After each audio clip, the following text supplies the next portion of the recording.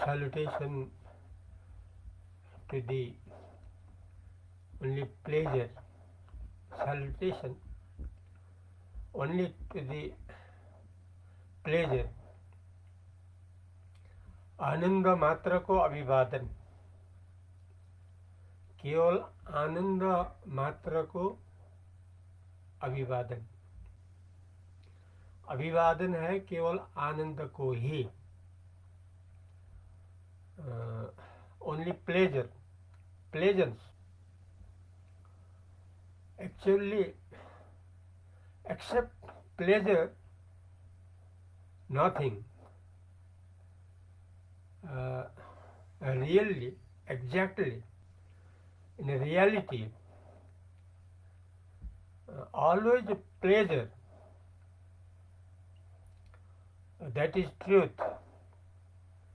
For that, the source for that, the way, the path for that, Shiva, Brahma Chaitanya, Sushupta, Ananda Ghana. These odes are sources of always happiness, always peace and pleasure. The sources of the immortal pleasure, that is the name of Shiva, name of Brahma Chaitanya, name of Sushupta, name of Ananda Ghana.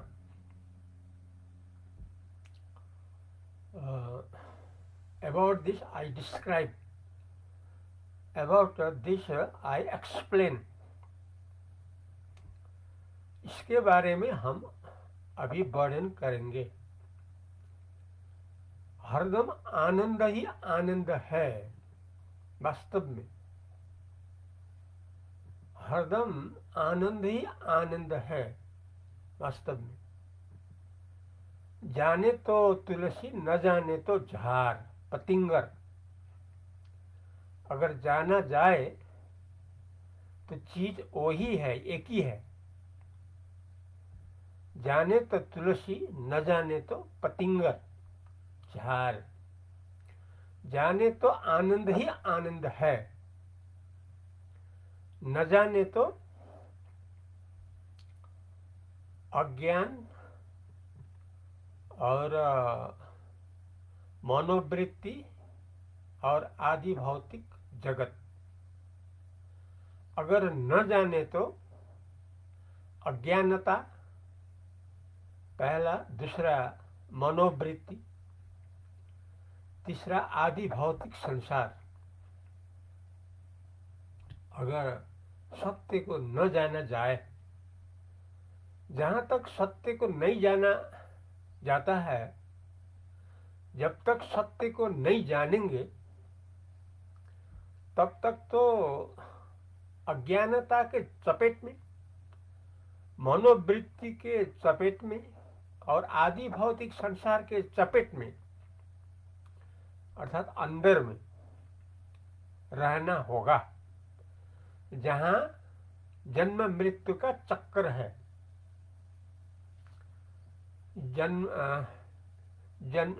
जन्मे वाला अवस्था और बच्चा की अवस्था, युवा की अवस्था, वृद्धा की अवस्था और मौत की अवस्था, यही 6 है। अगर सच्चाई को न जाना जाए, अगर सत्य को नहीं जानेंगे तो ये 6 ने नहीं छोड़ेगा। जन्म का संस्कार, बच्चों का संस्कार, युवा का संस्कार, वृद्ध का संस्कार, मौत का संस्कार, यही रोटेशन है। अगर सत्य को न जाना जाए, केवल सत्य है आनंद ही आनंद में रहना। यहां तो ये हो रहा है, भले तुलसी है लेकिन पतिंगर कह के उसको कोई वास्ता ही नहीं है, कोई मतलब ही नहीं है। पतिंगर समझा, बस चुपचाप बैठा, लेकिन है, तुलसी है। जाने तुलसी न जाने झार। है तो तुलसी गुणे गुण संपन्न, लेकिन न जानने के नाते पतिंगर झार, बेअवस्था। इसलिए जानना होगा, क्योंकि आनंद ही आनंद हम लोगों का अमर अद्वितीय परिपूर्ण स्वरूप है। आनंद ही आनंद, जिसको आनंद घन कहा जाता है। दृष्टांत में गाढ़ा निद्रा में जो आनंद का अनुभव होता है वो वास्तव में अमरता का अनुभव है, वो नमूना है। नमूना, सैंपल। नमूना तो छोटा होता है, थोड़ा होता है, लेकिन उससे जानना है ज्यादा। जो नमूना जो होता है वो थोड़ा ही होता है, लेकिन उससे जानना होगा, ढेर जानना होगा। जैसा धान खरीद में, धान चावल का खरीद में पहले बाना दिखाई देता है, दिखाना पड़ता है, देखा जाता है। वो सैंपल, नमूना। नमूना तो थोड़ा ही होता है, लेकिन उससे सारा धान चावल का ज्ञान हो जाता है। तब खरीद बिक्री का कारोबार आगे बढ़ेगा। पहले तो बाना ही लेना होगा, बाना ही देखना होगा। वैसे गाढ़ा निद्रा जो है वो तो नमूना है, जहां मस्त निद्रा, आनंद ही आनंद में हम लोग सोते हैं, नमूना है।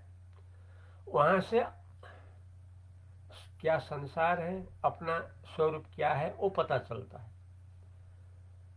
वहां से भी ये पता चलता है कि सारे संसार झूठ मूठ है, क्योंकि वहां है ही नहीं। क्योंकि जो सत्य है वो तो हरदम रहता है, वो तो गाढ़ा निद्रा में भी होना चाहिए। अगर सत्य हो तो, सत्य नहीं है, इसलिए गाढ़ा निद्रा में उसका अभाव हो जाता है। संसार के प्रसिद्ध शास्त्र में क्या सत्य है क्या झूठा है, जानने का प्रमाण यह है कि जो सदा रहता है उसको सत्य जाना जाए।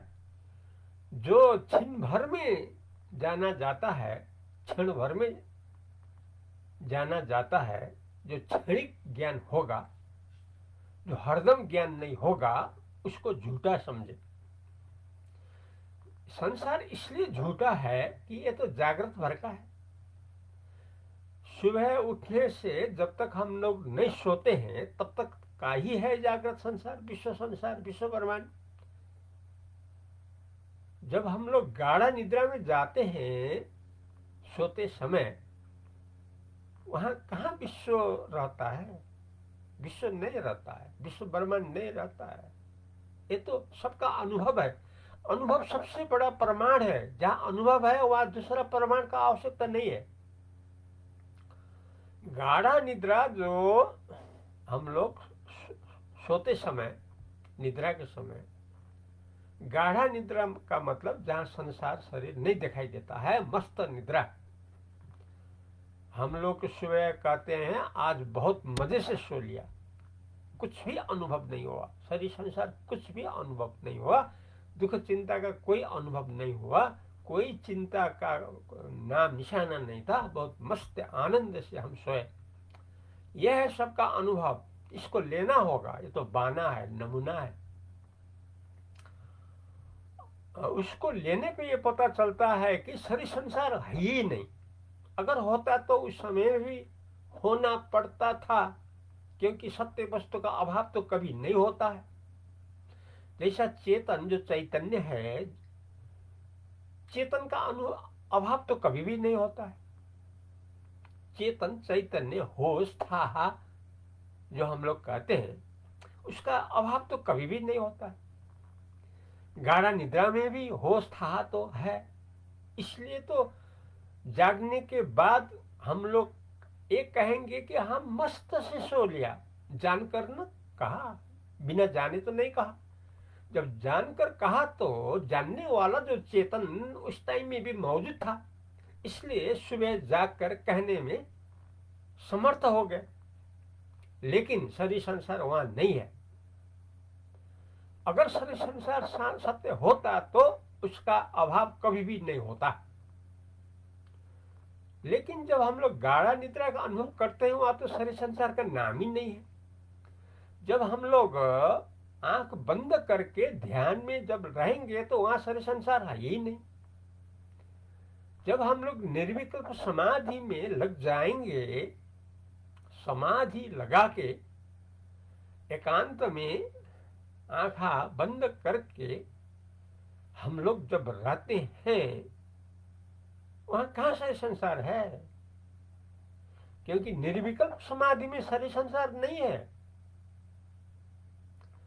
अगर निर्विकल्प समाधि में अगर कोई कहा जाए तो शरीर संसार है, तब तो निर्विकल्प समाधि ही नहीं हुआ। वो तो बातों बातों का हो गया, अनुभव का बात तो यहाँ नहीं आया। क्योंकि अनुभव में तो निर्विकल्प समाधि में तो शरीर संसार का अनुभव होता ही नहीं। अगर शरीर संसार का अनुभव उस टाइम में होता तो उसको निर्विकल्प समाधि कभी कोई कह नहीं सकता। निर्विकल्प समाधि का मतलब है वहां कोई विकल्प है ही नहीं।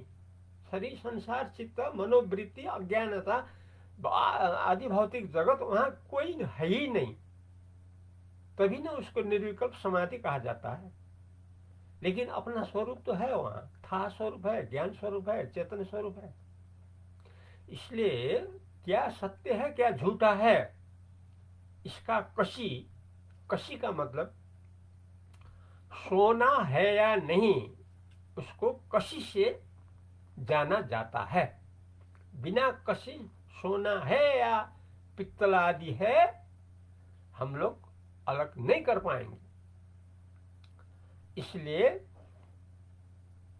कशी है निर्विकल्प समाधि, गाढ़ा निद्रा कशी है, संधि काल कशी है, जहां से अपना चैतन्य स्वरूप, अमर स्वरूप, ब्रह्म स्वरूप, शिव स्वरूप का साक्षात अनुभव हो जाता है। लेकिन वहां शरीर संसार का अनुभव नहीं होता है, इसलिए कि वो सत्य नहीं है। क्योंकि सत्य का परिभाषा ये है, कभी भी उसका अभाव नहीं होता है। शरीर संसार इसलिए झूठा है क्योंकि ये जागृत भर का है, गाढ़ा निद्रा में तो नहीं है, समाधि में तो नहीं है, संधि काल में तो नहीं है। अगर सत्य होता शरीर संसार तो उसका अभाव तो कभी भी नहीं होता। लेकिन अभाव तो छिन छिन में हम लोग अनुभव कर रहे हैं। संधि काल में शरीर संसार का अनुभव नहीं है, ध्यान समाधि गाढ़ा निद्रा में शरीर संसार का अनुभव नहीं है। जो लगातार अनुभव नहीं है वो झूठ मूठ है। लेकिन 24 घंटा जो हरदम रहता है वो सत्य है। जो चेतन वस्तु है, तो जो था रूप है, जो होश रूप है, उसका अभाव तो 24 घंटा नहीं होता है। उसी को ही शिव कहा गया है, ब्रह्म कहा गया है, चैतन्य कहा गया है, अमर स्वरूप कहा गया है। वो तो चाहे शरीर का मौत आए ना आए, वो तो हरदम रहेगा। क्योंकि वही के कारण मृत्यु प्रमाणित होता है। अगर वो नहीं होता तो मृत्यु का प्रमाणित कोई नहीं कर सकता। इसलिए मृत्यु आया तो जानकार होगा, मृत्यु आ रहा है जानकार होगा, मृत्यु खत्म हो गया वो भी जानकार होगा। जानकार मतलब चैतन्य, होश है, ख्याल है, पता है, वो तो हरदम रहेगा। इसी को ही शिव, इसी को ही ब्रह्म, इसी को जानने से ही आनंद मिल सकता है। इसी को ही अच्छी तरह से जानने से ही हरदम आनंद, अमरता, परिपूर्णता, मोक्ष, मुक्ति मिल जाता है। अभी इतना ही करें। हरिओम तत्सत।